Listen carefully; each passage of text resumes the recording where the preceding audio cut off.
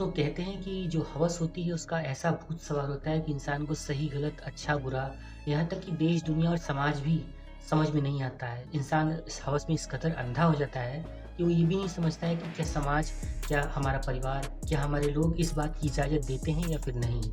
आज की एक ऐसी सच्ची घटना आपको बताने वाले हैं जो आपको ये सोचने पर मजबूर कर देगी, क्या वाकई कि रिश्तों का इतना बुरा असर हो चुका है कि क्या रिश्ते इतने ज़्यादा नीचे गिर चुके हैं। आज की एक ऐसी सच्ची घटना में आपको बताने वाले हैं कि जहाँ पर एक बहन है, वो अपने ही सगे भाई से ये कहती है कि मुझे छोड़ दो, मुझे माफ़ कर दो, मेरी क्या गलती है, तुम मेरे साथ इस तरीके का गंदा व्यवहार क्यों कर रहे हो।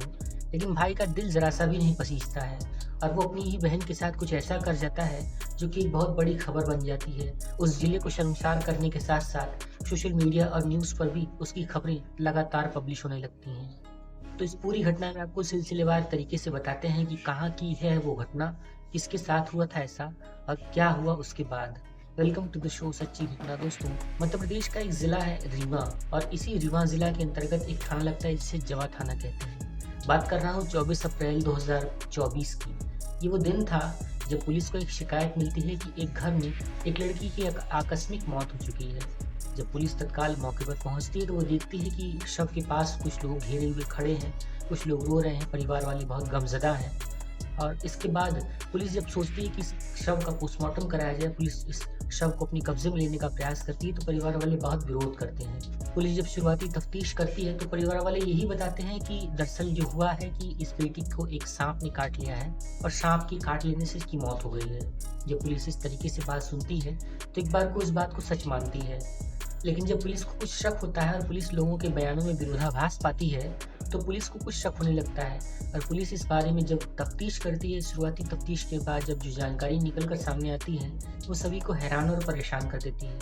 दोस्तों, इसी जवा थाने के अंतर्गत जिस परिवार में इस लड़की की मौत हुई थी, इस परिवार में कुल 6 लोग रहा करते थे, जिसमें पति पत्नी और पति पत्नी के 4 बच्चे, जिस बच्चों में 3 बेटियां और एक बेटा था।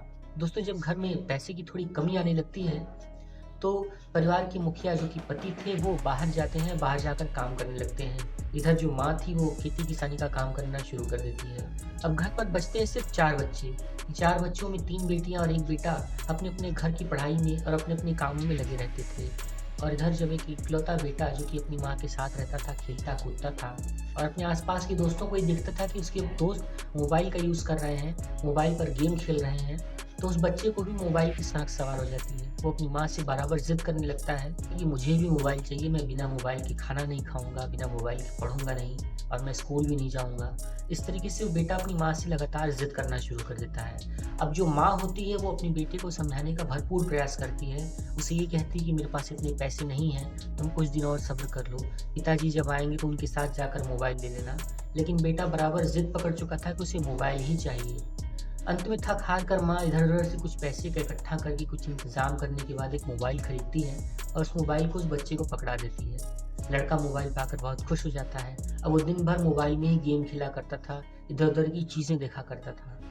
देखते-देखते उसके हाथ कुछ ऐसी वीडियोज़ लग जाती हैं जो कि देखनी नहीं चाहिए, लेकिन वो बच्चा देखना शुरू कर देता है। देखते-देखते उस बच्चे की ऐसी लत लग जाती है कि अब वो खाना खाते समय, रात में सोते समय, यहाँ तक कि स्कूल की पढ़ाई के दौरान भी जब वो घर पर आकर स्कूल का होमवर्क करता था, तो उस समय में भी वो उस वीडियोज़ को देखा करता था। इस बच्चे को देखते-देखते लत इतनी बुरी लग जाती है कि अब वो कुछ बुरे काम भी करने शुरू कर देता है। लेकिन घर वाले अभी भी इस बात से अनजान थे, उन्हें कुछ जानकारी नहीं थी। दरअसल घर में परिवार वाले जो हैं कि एक भाई और बहन एक अलग रूम में सोया करते थे और वहीं 2 बहनें और माता एक अलग रूम में सोया करते थे। अब जब रात में इस तरीके से बच्चा मोबाइल पर देखने लगता है और जब आए दिन इस तरीके से वो काम करना शुरू कर देता है, तो उसकी नज़रें अपनी ही बहन पर डोलने लगती हैं। दोस्तों, एक दिन वो लड़का स्कूल से घर आकर रास्ते में ही मोबाइल पर उन वीडियोज़ को देख रहा होता है और जब वो घर पहुँचता है तो वो देखता है घर पर कोई भी नहीं है। सिर्फ़ उसकी अकेली बहन है। 2 बहनें जो हैं वो अब तक स्कूल से घर नहीं लौटी हैं, माँ खेती के काम से बाहर गई हैं। घर पर सिर्फ़ वो बहन ही थी और ये भाई घर पहुँचता है तो अपनी बहन को चुपचाप जाकर पीछे से पकड़ लेता है और उसके साथ अश्लील हरकतें करने लगता है। जब वो उसे पकड़कर उसके साथ छेड़खानी और उसके साथ गंदा व्यवहार करना शुरू कर देता है, तो बहन एक बार को तो समझ ही नहीं पाती कि दरअसल उसका ही भाई है या फिर कोई बाहर से घुस आया है। जब बहन पलट कर देखती है कि वो उसका सगा भाई उसके साथ इस तरीके से व्यवहार कर रहा है, तो वो चीखने चिल्लाने लगती है, शोर मचाती है। अपने भाई का ही विरोध करना शुरू कर देती है।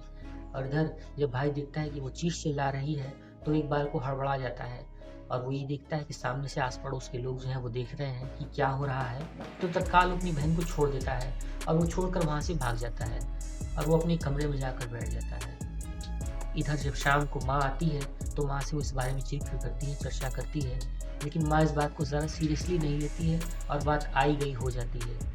कुछ दिनों के बाद एक बार फिर से जब भाई रात में मोबाइल चला रहा होता है और उसकी ही बहन उसके साथ बगल में सोई होती है, तो वो भाई मोबाइल चलाना छोड़कर अपनी उन वीडियोज़ को देखना छोड़कर अपनी बहन के साथ ज़बरदस्ती छेड़खानी करना, उसके साथ गंदा व्यवहार करना शुरू कर देता है। दोस्तों, मैं बात कर रहा हूँ 24 अप्रैल की।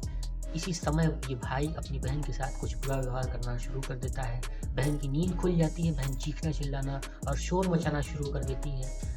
और जब बहन शोर मचाना शुरू करती है, वो शोर मचाते हुए लोगों को बताने के बारे में कहती है, तो भाई बहुत डर जाता है। वो अब अपनी बहन का बलात्कार कर देता है और बलात्कार करने के बाद अब वो इस बात को खुल जाने के डर से, अपने पिताजी से मार पड़ने के डर से, समाज में उसकी बेइज्जती और बदनामी होने के डर से वो अपनी ही बहन की हत्या करने का प्रयास करने लगता है। उसका चुन्नी से गला घोंटना शुरू कर देता है। इधर अब जब बहन चीखने चिल्लाने लगती है, शोर मचाने लगती है, तो बगल के ही कमरे में सो रही उसकी माँ और उसकी बहनें उठकर भागकर उस कमरे में आती हैं। जब देखती हैं कि एक भाई अपनी ही बहन का गला घोंट रहा है, उसको जान से मार रहा है, तो एक बार को तो ये लोग कुछ समझ ही नहीं पाती हैं। चीखते चिल्लाते हुए ये लोग उस भाई को बहन से अलग करने का प्रयास करती हैं। और जब माँ ये देखती है कि उस छोटी लड़की की सांसें कुछ बची हुई थी, तो उस भाई से पूछती है, अपने बेटे से पूछती है कि मामला क्या है, क्यों इस तरीके से ऐसी हरकत अपनी बहन के साथ कर रहे हो। तब वो लड़का ये कहता है कि माँ, मैं मेरी बहन के साथ संबंध बना रहा था, ये बराबर विरोध कर रही थी और मैंने इसके साथ संबंध बना लिया है और अब ये पापा को बता देगी, लोगों से बता देगी, हमारी बड़ी बेइज्जती होगी। इधर माँ, जो कि अपने बेटे को समझाने की बजाय, अपने बेटे को मारने पीटने की बजाय, उसको सज़ा दिलाने की बजाय अपने बेटे का पक्ष लेना शुरू कर देती है। और जो 2 बहनें थीं, वो भी अपने ही भाई का पक्ष लेना शुरू कर देती हैं। और इसके बाद ये तीनों लोग मिलकर उस भाई की मदद से अपनी ही घर की उस मासूम सी कली का, उस मासूम सी बेटी का खून कर देते हैं, गला घोंट कर उसकी हत्या कर देते हैं। और ये सब लोग मिलकर ऐसा ज़ाहिर करते हैं कि दरअसल ये एक हत्या नहीं है, ये एक दुर्घटना है और एक सांप के काटने से इस बेटी की मौत हो गई है। लाश को आंगन में रख दिया जाता है और रोना पीटना मच जाता है। और इधर पिता को इस बारे में कोई जानकारी ही नहीं थी। बाद में होता यूँ है कि परिवार वालों के साथ साथ घर वाले, पड़ोसी और लोग आते हैं, तो उन लोगों से भी यही कहा जाता है कि बेटी को सांप ने काट लिया और उसकी मौत हो गई। लेकिन दरअसल जो वाकया था वो कुछ और ही था। जब पुलिस इस बारे में जांच पड़ताल करती है, पुलिस शव को कब्जे में लेकर पोस्टमार्टम के लिए भेजती है और इधर जब बयानों में विरोधाभास मिलना शुरू हो जाता है, तो पुलिस अपने स्तर से काम करने लगती है। 40-50 लोगों के बयान लिए जाते हैं। ये देखा जाता है कि क्या घर के आसपास कोई फोर्स एंट्री हुई है या फिर नहीं, या फिर कोई सीसीटीवी फुटेज में कोई संदिग्ध व्यक्ति नजर तो आता हुआ नहीं दिखाई पड़ता। लेकिन पुलिस को कहीं भी इस तरीके का कोई भी सुराग नहीं मिलता है जो कि ऐसा लगता हो कि कोई भी ऐसी घटना घटी है। सीसीटीवी में भी कहीं कोई सांप नजर नहीं आता। और इधर 40-50 लोगों के बयानों के बाद जब पुलिस को पक्का शक हो जाता है कि हो ना हो इस परिवार ने ही इस बेटी के साथ कुछ किया है, और इधर जब पोस्टमार्टम की रिपोर्ट निकल कर सामने आती है, तो उसमें ये पता चलता है कि दरअसल इस बेटी को सांप ने नहीं काटा है, इसके साथ जबरन रेप किया गया है और रेप करने के बाद गला घोंटकर इसकी बेहद दर्दनाक तरीके से हत्या कर दी गई है। पुलिस के हाथ जब ये पोस्टमार्टम रिपोर्ट लग जाती है और पुलिस बयानों के आधार पर और उन लोगों से जब सख्ती से पूछताछ करती है, तो ये दोनों बहनें, उसकी माँ जिसकी उम्र करीब 40 साल के आसपास थी, ये दोनों बहनें जिनकी उम्र करीब 18-19 साल के आसपास थी, वो इस पूरे जुर्म को कबूल कर लेती हैं। पूरे जुर्म को कबूल करने के बाद वो सिलसिलेवार तरीके से ये बताती हैं कि दरअसल हमारा जो सबसे छोटा और सबसे इकलौता लड़का भाई था, हम उसे बचाने के लिए इस तरीके का काम कर रहे थे। हम नहीं चाहते थे कि उस बेटी की ज़िंदगी बर्बाद हो, और हमारे घर का ये इकलौता लड़का था, इसलिए इसे बहुत ज़्यादा इज्जत मिलती थी, बहुत ज़्यादा प्यार मिलता था।